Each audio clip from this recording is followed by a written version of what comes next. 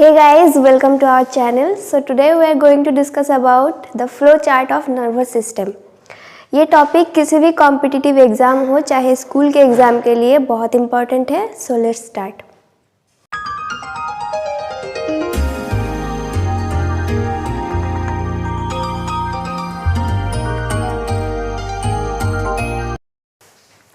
The nervous system. तो सबसे पहले हम सिस्टम वर्ड को समझेंगे कि सिस्टम होता क्या है. ह्यूमन बायोलॉजी में कई जगहों पे ये वर्ड यूज़ हुआ है, जैसे कि रेस्पिरेटरी सिस्टम हो गया, डाइजेस्टिव सिस्टम हो गया, फिर सर्कुलेटरी सिस्टम, कार्डियोवास्कुलर सिस्टम और यूरिनरी और एक्सक्रीटरी सिस्टम. ये सब जगहों पे इस वर्ड सिस्टम का यूज़ हुआ है. तो सबसे पहले हम सिस्टम का मतलब समझेंगे. हम जानते हैं कि हमारे बॉडी का सबसे छोटा, सबसे स्मॉलेस्ट स्ट्रक्चरल और फंक्शनल यूनिट होता है सेल. तो सेल ग्रुप ऑफ सेल मतलब एक से ज़्यादा सेल मिलके बनाते हैं टिश्यू को. जैसे कि हम एग्जाम्पल के तौर पे देख सकते हैं कि white blood cell, red blood cell और भी कई सेल मिलके ब्लड बनाता है. Blood is a fluid connective tissue. Group of tissue मिला के बनाते हैं ऑर्गन. कुछ टिश्यू एक साथ मिलके बनाते हैं ऑर्गन, जैसे कि हो गया स्टमक या फिर हार्ट. ये सब ऑर्गन के अंदर आता है.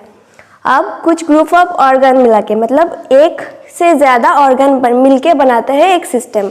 जैसे कि डाइजेस्टिव सिस्टम को अगर हम देखें तो वहाँ पे हो जाएगा small intestine, large intestine, oesophagus और भी जो है स्टमक, रेक्टम, ये सब मिला के बनाते हैं डाइजेस्टिव सिस्टम.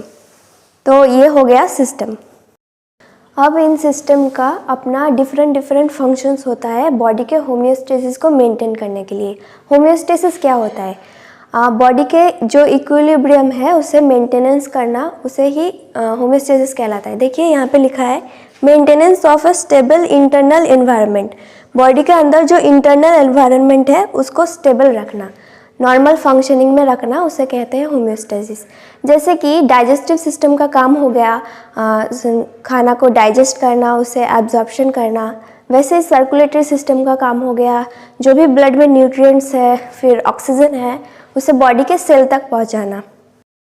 वैसे ही नर्वस सिस्टम का भी कुछ काम होता है, जैसे कि हम कुछ भी सोच रहे हो या फिर थिंकिंग कर रहे हैं, कोई डिसीजन मेकिंग हो चाहे रीजनिंग हो, हमें यहाँ से वहाँ जाना है, कोई चीज़ को एक जगह से दूसरी जगह पे रखना हो या फिर खाना खाना हो, किसी से बात करना हो, चाहे वो एक्सटर्नल और इंटरनल एनवायरनमेंट में कुछ चेंज आया है उसको रिस्पॉन्ड कैसे करें, वो भी नर्वस सिस्टम डिसाइड करता है.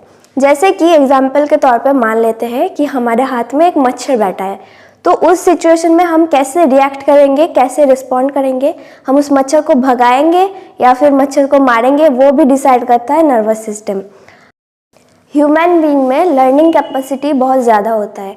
किसी भी चीज़ को अगर हम प्रैक्टिस करते हैं तो वो चीज़ हमारे आदत बन जाता है. जैसे कि खाना पकाना हो या फिर साइकिल चलाना हो, तो ये भी नर्वस सिस्टम के द्वारा ही होता है.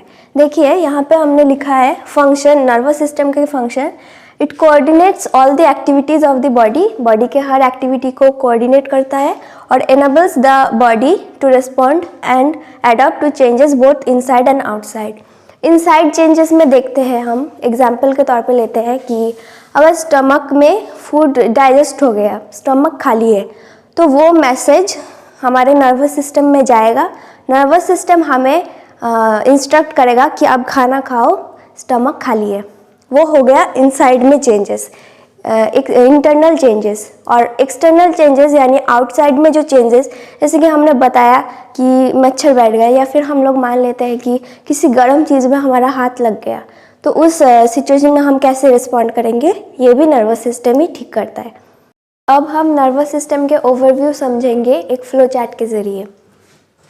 ह्यूमन नर्वस सिस्टम का दो पार्ट होता है, एक सेंट्रल नर्वस सिस्टम और एक peripheral nervous system. Central nervous system के अंदर क्या क्या आता है? ब्रेन और स्पाइनल कॉर्ड.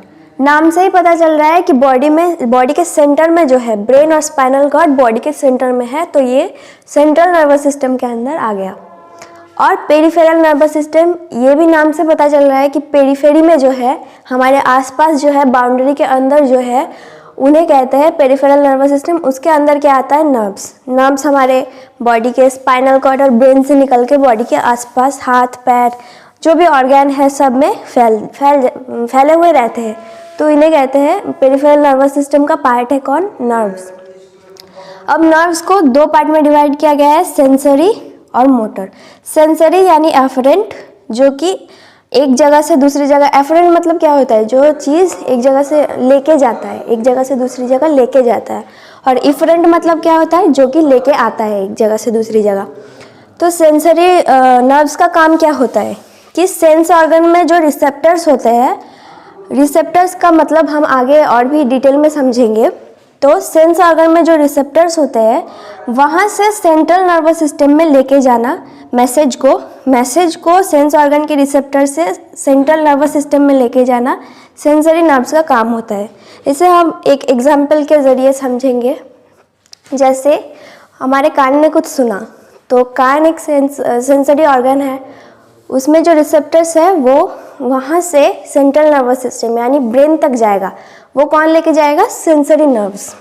हमने कुछ खाया, वो हमारा टंग है जो कि एक सेंस ऑर्गन है, वो डिटेक्ट करेगा, तो वहाँ के जो रिसेप्टर्स है वो ब्रेन तक लेके जाएगा मैसेज को कि जो भी हमने खाना खाया वो क्या था, मीठा था, खट्टा था, नमकीन था, ये सब डिटेक्ट करेगा। तो सेंसरी ऑर्गन नर्व्स का हमने फंक्शन देख लिया।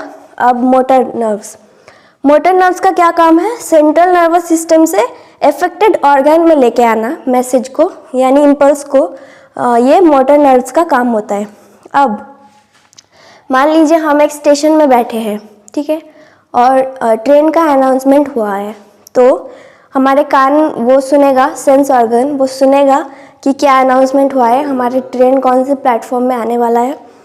तो वो रिसेप्टर्स मतलब वो कान से जाएगा सेंट्रल नर्वस सिस्टम यानी ब्रेन तक, तो वो काम सेंसरी नर्व्स करेगा। अब सेंसरी नर्व्स ब्रेन तक लेके गया, तो ब्रेन अब इंस्ट्रक्शन देगा कि चलो उठो और प्लेटफॉर्म पे तक जाओ। तो वो काम हमारे पैरों पे मैसेज देगा, हमारा मतलब इम्पल्स देगा, हमारे हाथ पे इम्पल्स देगा कि आप इस जगह से उठो और प्लेटफॉर्म तक जाओ। तो वो नर्व्स ब्रेन से फिर जो हाथ पैर पे आ रहा है उसे बोलते हैं मोटर नर्व्स। वो फंक्शन हो गया मोटर नर्व्स का। अब मोटर नर्व्स का भी दो पार्ट होता है, सोमैटिक और ऑटोनॉमिक। सोमैटिक मतलब वॉलेंटरी, जो कि हमारे मतलब हमारे कंट्रोल में है, उसे वॉलेंटरी कहते हैं। और ऑटोनॉमिक मतलब इनवॉलेंटरी, जो हमारे कंट्रोल में नहीं है।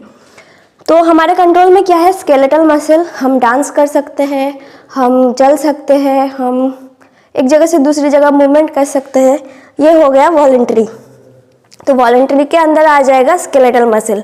और ऑटोनॉमिक नर्वस सिस्टम यानी ऑटोनॉमिक नर्व्स के अंदर आ जाएगा हमारा हार्ट हो गया, फिर स्टमक हो गया, और भी जो ऑर्गन्स है इंटरनल वो, क्योंकि ये सब हम कंट्रोल नहीं कर सकते। हम नहीं कह सकते कि आज मेरा मन किया कि हार्ट को हम बहुत ज़ोर से पंप करेंगे या फिर आज हम हार्ट को स्लो पंप करेंगे, ऐसा नहीं हो सकता। ऐसा भी नहीं हो सकता कि हम स्टमक में, आज मैं बाहर जाने वाली हूँ तो आज स्टमक में मैं ज़्यादा देर तक खाना रखूँगी, ये सब हमारे कंट्रोल में नहीं है। तो ये आ गया ऑटोनॉमिक या फिर इनवॉलेंट्री के अंदर। अब इसको याद करने का तरीका है सोमैटिक, यानी जोमेटो से हम याद कर सकते हैं। जोमेटो में हम जब भी खाना ऑर्डर करते हैं तो वो जब भी मन करे खाना ऑर्डर कर सकते हैं। वैसे ही सोमैटिक मतलब होता है वॉलेंटरी, हम जब भी मन करे हम अपना स्केलेटल मसल के ज़रिए एक जगह से दूसरी जगह जा सकते हैं, मूवमेंट कर सकते हैं, ऐसा। अब ऑटोनॉमिक नर्वस सिस्टम यानी इनवॉलेंटरी के अंदर आता है सिंपैथेटिक और पैरासिम्पैथेटिक। सिंपैथेटिक क्या होता है, इमरजेंसी सिचुएशन में जो अराइज होता है। मान लीजिए हमारे पीछे एक कुत्ता भाग रहा है, तो उस वक्त क्या होगा, हमारा हार्ट बीट फास्ट हो जाएगा, स्वेटिंग होने लगेगा। तो उस टाइम वो सब हमारे कंट्रोल में नहीं है, लेकिन वो इमरजेंसी सिचुएशन में अराइज हो रहा है, उसे कहते हैं सिंपैथेटिक। इसे हम याद रख सकते हैं कि जब इमरजेंसी सिचुएशन में हमें सिंपैथी आती है तो इसे हम याद रख सकते हैं सिंपैथेटिक यानी इमरजेंसी सिचुएशन। अब पैरासिम्पैथेटिक यानी नॉन इमरजेंसी सिचुएशन, ये नॉर्मल होता है, जैसे खाना डाइजेस्ट हो रहा है अपने आप, ब्लड अपने बॉडी में फ्लो कर रहा है, ये सब नॉर्मल होता है। तो ये नॉन इमरजेंसी सिचुएशन में होता है। होप आपको ये टॉपिक अच्छे से समझ में आ गया होगा। आगे हम इसके बारे में और भी डिटेल्स में पढ़ेंगे, और आगे आप कौन सा टॉपिक हमसे पढ़ना चाहते हैं ये कमेंट सेक्शन में ज़रूर बताइएगा। और ये हमारा पहला वीडियो था, तो ये वीडियो कैसा लगा ये भी आप कमेंट सेक्शन में ज़रूर बताइए। Thank you.